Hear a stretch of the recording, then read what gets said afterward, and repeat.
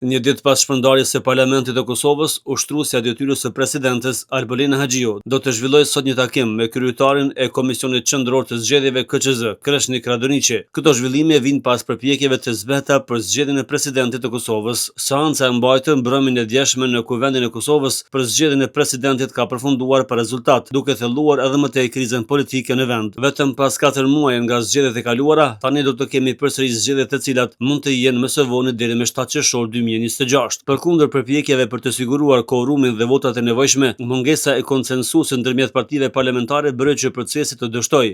Deputetët e opozitës nuk morën pjesë në votim, duke pamundësuar zgjedhjen e kreut të shtetit për shkak se nuk kishte marrëveshje politike mes partive. Nga lëvizja vetvendosje është theksuar se përgjegjësia për dështimin bien mbi opozitën, e cila sipas tyre po bllokon një detyrim kushtetues. Në anën tjetër, Partia Demokratike e Kosovës ka kritikuar qasjen e opozitës, duke vlerësuar se procesi është zhvilluar pa transparencë dhe pa përfshirje të gjerë politike, duke e quajtur edhe si diktaturë apo tentim të kapjes së shtetit. Ndërkohë as LDK dhe AAK nuk kanë marrë pjesë në seancën e orës 23 të thirrur nga opozita, e cila dështoi. Pas dështimit të seancës së brëmshme, vendi po hyn në një fazë të re të pasigurisë politike. Kriza aktuale rrezikon të ndikojë në funksionimin e institucioneve dhe në agjendën shtetërore.